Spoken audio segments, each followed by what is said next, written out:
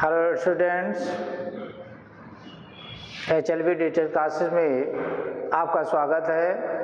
आइए कक्षा 12 की यूपी बोर्ड एग्ज़ाम है तैयारी है, विषय हिंदी का 4th पार्ट लेकर के आए हैं, जो आपकी परीक्षा के लिए बहुत ही महत्वपूर्ण है और अधिक से अधिक अंक दिलाने की चेष्टा के अनुसार ही हम आपका 4th पार्ट लेकर के आए हैं। तो आइए देखते हैं पहला क्वेश्चन क्या है। परीक्षा गुरु के रचनाकार है, जिनके 4 ऑप्शन दिए गए हैं। पहला ऑप्शन है श्रीनिवास दास, दूसरा ऑप्शन है राजेंद्र यादव और तीसरा ऑप्शन है मनोहर श्याम जोशी, चौथा आपका ऑप्शन है श्रीलाल शुक्ल। तो परीक्षा गुरु के रचनाकार है लाला श्रीनिवास दास, जो कि आपका पहला आंसर सही हो जाएगा। प्रश्नों के क्रम को आगे बढ़ाते हुए प्रश्न नंबर 2 पर पहुंचते हैं। द्वितीय प्रश्न हमारा है, भारत दुर्दशा रचना है। पहला ऑप्शन है जयशंकर प्रसाद की, दूसरा ऑप्शन है भारतेंदु हरिश्चंद्र की, तीसरा ऑप्शन है राम कुमार वर्मा की और चौथा ऑप्शन है श्याम सुंदर दास की। तो भारत दुर्दशा भारतेंदु हरिश्चंद्र की रचना है, जो कि आपका द्वितीय आंसर सही हो जाएगा, भारतेंदु हरिश्चंद्र की है। प्रश्नों के क्रम को आगे बढ़ाते हुए प्रश्न नंबर 3 पर पहुंचते हैं। तीसरा हमारा प्रश्न है, राग दरबारी की रचना विधा है। पहला ऑप्शन दिया है कविता, दूसरा ऑप्शन दिया है निबंध और तीसरा ऑप्शन दिया है नाटक, चौथा ऑप्शन दिया है इनमें से कोई नहीं। तो देखिए, राग दरबारी रचना की विधा है व्यंग, जो कि आपके ऑप्शन में दिया है, चौथा ऑप्शन है इनमें से कोई नहीं। यानी आपकी राग दरबारी रचना की विधा है इनमें से कोई नहीं। चौथा ऑप्शन आपका सही हो जाएगा। राग दरबारी रचना एक व्यंग है, जो कि आपके ऑप्शन में नहीं है। राग दरबारी रचना श्रीलाल शुक्ल की है और इन्हीं रचना पर श्रीलाल शुक्ल को साहित्य अकादमी पुरस्कार प्राप्त हुआ था इसी रचना पर। प्रश्नों के क्रम को आगे बढ़ाते हुए प्रश्न नंबर 4 पर पहुंचते हैं। चौथा हमारा प्रश्न दिया है, आलखंड का दूसरा नाम है। पहला ऑप्शन है बीसल देव रासो, द्वितीय ऑप्शन है खुमान रासो, तृतीय ऑप्शन है परमाल रासो, चौथा ऑप्शन है हमीर रासो। तो देखिए, आलाखंड का दूसरा नाम है परमाल रासो। तो आइए हम देखते हैं कि वो ऑप्शन कौन सा है, परमाल रासो, यानी आपका तृतीय ऑप्शन सही हो जाएगा। ये एक काव्य रचना है और परमाल रासो, जिसका दूसरा नाम आलाखंड है, ये जगनिक का लिखा हुआ है और वर्षा ऋतु में ढोलक की थाप के द्वारा ये गाया जाता है। लोग बड़े चाव से आला और उदल की बारे में, आलाखंड के बारे में जानते हैं, जो कि जगनिक का लिखा हुआ है। आइए प्रश्नों के क्रम को आगे बढ़ाते हुए प्रश्न नंबर 5 पर पहुंचते हैं। पांचवा हमारा प्रश्न है, रामचंद्र शुक्ल ने भक्ति काल का सर्वश्रेष्ठ लोकवादी कवि किसे कहा है। ऑप्शन में दिया है पहला कबीर दास, दूसरा मलिक मोहम्मद जायसी, तीसरा है सूरदास और चौथा है तुलसीदास। तो रामचंद्र शुक्ल ने भक्ति काल का सर्वश्रेष्ठ लोकवादी कवि तुलसीदास को माना है, यानी आपका चौथा ऑप्शन सही होगा। तुलसीदास जी ने एक महत्वपूर्ण रचना की है जिसका नाम है रामचरितमानस। प्रश्नों के क्रम को आगे बढ़ाते हुए प्रश्न नंबर 6 पर पहुंचते हैं। छठवां प्रश्न हमारा दिया है, साहित्यालोचन गद्य की विधा है। पहला ऑप्शन नाटक, दूसरा ऑप्शन उपन्यास और तीसरा ऑप्शन आलोचना, चौथा ऑप्शन निबंध है। तो साहित्यालोचन गद्य की विधा है आलोचना, जो कि आपका तीसरा ऑप्शन सही हो जाएगा। प्रश्नों के क्रम को आगे बढ़ाते हुए प्रश्न नंबर 7 पर पहुंचते हैं। 7वां हमारा प्रश्न दिया है, द्विवेदी युग का महाकाव्य कौन सा है? पहला ऑप्शन साहित्य लहरी, द्वितीय ऑप्शन प्रिय प्रवास और तृतीय ऑप्शन दिया है साकेत, चौथा ऑप्शन दिया है कुमार रासो। तो द्विवेदी युग का महाकाव्य है प्रिय प्रवास, जो कि आपका द्वितीय ऑप्शन सही हो जाएगा, प्रिय प्रवास, जो कि अयोध्या सिंह उपाध्याय हरिओद द्वारा लिखित है। प्रश्नों के क्रम को आगे बढ़ाते हुए प्रश्न नंबर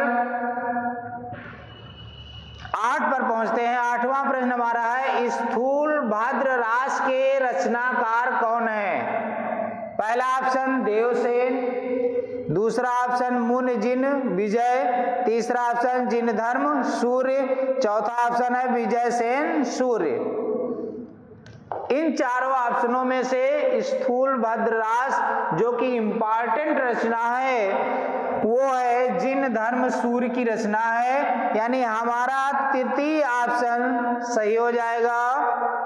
प्रश्नों के क्रम को आगे बढ़ाते हुए प्रश्न नंबर 9 पर पहुंचते हैं। 9वां हमारा प्रश्न है, निम्नलिखित कवियों में से रीतिकाल का कवि कौन नहीं है? यानी जो 4 ऑप्शन दिए गए हैं वो 3 कवि हैं और एक कवि नहीं है, उनको हमें देखना है। तो पहला है घनानंद, दूसरा है भारतेंदु हरिश्चंद्र, तीसरा मतिराम और चौथा महाकवि भूषण। तो रीतिकाल के 3 कवि हैं, घनानंद है, मतिराम है और महाकवि भूषण है। प्रश्न कह रहा है कि रीतिकाल का कवि नहीं है, तो नहीं के अंतर्गत आइए देखते हैं ऑप्शन नंबर दूसरा भारतेंदु हरिश्चंद्र, ये रीतिकाल के कवि नहीं है, बाकी तीनों कवि रीतिकाल के हैं। प्रश्नों के क्रम को आगे बढ़ाते हुए प्रश्न नंबर 10 पर पहुंचते हैं। 10वां हमारा प्रश्न है, चिंतामणि कवि हैं? पहला ऑप्शन रीतमुक्त वर्ग के, द्वितीय ऑप्शन रीतबद्ध वर्ग के, तृतीय ऑप्शन है रीत सिद्ध कवि वर्ग के और चौथा ऑप्शन है रीत रहित वर्ग के। तो चिंतामणि कवि हैं रीतबद्ध वर्ग के, रीतबद्ध वर्ग के, यानी हमारा द्वितीय ऑप्शन सही हो जाएगा। प्रश्नों के क्रम को आगे बढ़ाते हुए प्रश्न नंबर 11 पर पहुंचते हैं। 11वां हमारा प्रश्न दिया है, कामायनी किस युग की रचना है? पहला ऑप्शन है द्विवेदी युग, द्वितीय ऑप्शन छायावादी युग, तृतीय ऑप्शन प्रगतवादी युग, चौथा ऑप्शन भारतेंद्र युग। तो कामायनी किस युग की रचना है? कामायनी छायावादी युग की रचना है, यानी आपका द्वितीय ऑप्शन सही हो जाएगा। छायावाद युग की रचना है कामायनी। और कामायनी रचना बहुत ही इंपॉर्टेंट रचना है, जयशंकर प्रसाद की लिखी हुई है, जिसमें 15 सर्ग हैं। पहला सर्ग का नाम है चिंता और अंतिम सर्ग का नाम है आनंद, जो कि जयशंकर प्रसाद की बहुत ही इंपॉर्टेंट रचना है। प्रश्नों के क्रम को आगे बढ़ाते हुए प्रश्न नंबर 12 पर पहुंचते हैं। 12वां हमारा प्रश्न है, निम्नलिखित शब्द युग्म का सही अर्थ चुनकर लिखिए। सही अर्थ चुनकर लिखिए। पहला हमारा दिया है पाठ अविराम और अविराम। इनके ऑप्शन हमारे दिए गए हैं। का नंबर है लगातार और रुचकर, खा नंबर है अनवरत और आकर्षण, गा नंबर है बिना रोक के और सुंदर, घा नंबर है सुंदर और आकर्षक। तो अविराम और अविराम शब्द का अर्थ है अनवरत और आकर्षक, इसलिए खा ऑप्शन सही हो जाएगा। प्रश्न नंबर 12 के द्वितीय पाठ को हम देखते हैं। प्रश्न दिया है तरणी और तरुणी का अर्थ क्या है। ऑप्शन में दिया है नदी और गंगा, खा ऑप्शन दिया है नौका और युवती, गा ऑप्शन लता और कली, घा ऑप्शन यमुना और सूर्य। तो तरणी माने होता है नौका और तरुणी माने होता है युवती। तो देखते हैं कौन सा ऑप्शन है, यानी नौका और युवती, यानी ऑप्शन नंबर हमारा खा सही हो जाएगा। प्रश्न के क्रम को आगे बढ़ाते हुए प्रश्न नंबर 13 पर पहुंचते हैं। 13वां हमारा प्रश्न दिया है, निम्नलिखित शब्दों में से किसी एक शब्द के 2 अर्थ चुनकर लिखिए। पहला शब्द क्या है, अंचल। इसका का नंबर ऑप्शन है आंचल और अमृत, खा नंबर है क्षेत्र, साड़ी का छोर, गा नंबर है अमृत गोद, घा नंबर दिया है क्षेत्र दुपट्टा।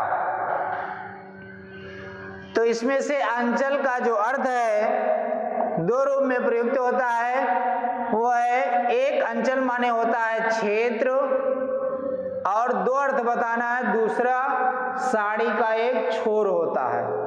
इसलिए आपका खा आंसर सही हो जाएगा। प्रश्नों के क्रम को आगे बढ़ाते हुए प्रश्न नंबर 13 के द्वितीय पार्ट में हम पहुंचते हैं। शब्द दिया है जोड़। जोड़ के आपको 2 अर्थ बताना है। एक दिया है संधि योग, दूसरा है कृपाण तच्छ, तीसरा दिया है जोड़ना योग, घा दिया है योग घटना। तो जोड़ के 2 अर्थ हैं जो सही हैं, वो आपका का ऑप्शन सही हो जाएगा। एक है संधि और दूसरा है योग, यानी आपका का ऑप्शन सही होगा। प्रश्नों के क्रम को आगे बढ़ाते हुए 13 प्रश्न का तृतीय पार्ट है। शब्द दिया है टीका। टीका के आपको 2 अर्थ बताने हैं, आपके ऑप्शन में है, कौन सा ऑप्शन सही होगा। पहला दिया है सुई भाला, द्वितीय ऑप्शन है तिलक फलदान, गा ऑप्शन दिया है अंधा लाठी और घा ऑप्शन दिया है अतुल पंकज। तो टीका के 2 अर्थ हैं जो हैं, एक टीका माने तिलक होता है और दूसरे टीका माने फलदान। तो तिलक और फलदान वाला ऑप्शन आपका सही हो जाएगा, यानी खा ऑप्शन आपका सही हो गया। प्रश्नों के क्रम को आगे बढ़ाते हुए प्रश्न नंबर 14 पर पहुंचते हैं। 14वां हमारा प्रश्न दिया है, निम्नलिखित वाक्यांशों के लिए एक शब्द चयन करके लिखिए। यानी वाक्यांश के लिए एक शब्द बताना है। जिनको अंग्रेजी में कहते हैं वन वर्ड सब्स्टिट्यूशन। तो आइए हम देखते हैं, पहला दिया है संयम से और कम खर्च करने वाला को क्या कहते हैं? ऑप्शन का कंजूस, खा सी, गा नंबर मितव्ययी और गा नंबर मुमुच। तो निम्नलिखित वाक्यांशों के लिए एक शब्द चयन करके लिखने। पहला ऑप्शन संयम से और कम खर्च करने वाले को कहते हैं मितव्ययी, यानी आपका गा ऑप्शन सही हो जाएगा। प्रश्नों के क्रम को आगे बढ़ाते हुए प्रश्न नंबर द्वितीय पार्ट में उपकार को मानने वाला, यहां पर मिस्टेक हो गया है, सॉरी। उपकार को मानने वाले को क्या कहते हैं? ऑप्शन 4 है का कृतज्ञ, खा समदृष्टा, गा आशातीत और घा कृतज्ञ। तो जो उपकार को मानने वाला होता है उसे कहते हैं कृतज्ञ, यानी आपका का ऑप्शन सही हो जाएगा। प्रश्नों के क्रम को आगे बढ़ाते हुए प्रश्न नंबर 15 पर पहुंचते हैं। निम्नलिखित में से किन्हीं दो वाक्यों को शुद्ध करके लिखिए। पहला ऑप्शन दिया है आप अपनी साइकिल को भी लाए हैं, ये आपका वाक्य है। और ऑप्शन में दिया है का नंबर अपनी साइकिल आप भी लाए हैं, खा नंबर साइकिल आप अपनी साथ लाए हैं, गा नंबर आप अपनी साइकिल भी लाए हैं आप अपनी साइकिल। तो इन हम चारों क्वेश्चनों को देखते हैं। तो पहला का है अपनी साइकिल आप भी लाए हैं, ये गलत हो जाएगा, ये गलत है। दूसरा दिया है साइकिल आप अपनी साथ लाए हैं, ये भी गलत है। आप अपनी साइकिल भी लाए हैं, ये आपका सही हो जाएगा। लाए हैं आप अपनी साइकिल, ये भी गलत है, यानी कि आपका गा नंबर क्वेश्चन सही हो गया है। प्रश्नों के क्रम को आगे बढ़ाते हुए प्रश्न नंबर द्वितीय पार्ट में पहुंचते हैं। तुलसीदास ने अनेकों ग्रंथ लिखे हैं, का नंबर अनेकों ग्रंथ तुलसीदास ने लिखा है, खा नंबर है अनेक तुलसीदास ने ग्रंथ लिखे हैं, गा नंबर तुलसीदास ने अनेक ग्रंथ लिखे हैं, घा नंबर तुलसीदास अनेक ग्रंथ लिखते हैं। तो आइए हम देखते हैं, पहला ऑप्शन जो का दिया है अनेकों ग्रंथ तुलसीदास ने लिखे हैं, ये गलत है। दूसरा है अनेक तुलसीदास ने ग्रंथ लिखे हैं, ये भी गलत है। तुलसीदास ने अनेक ग्रंथ लिखे हैं, ये ऑप्शन आपका सही हो जाएगा। तुलसीदास अनेक ग्रंथ लिखते हैं, ये भी गलत है, यानी आपका गा पार्ट सही हो जाएगा। प्रश्नों के क्रम को आगे बढ़ाते हुए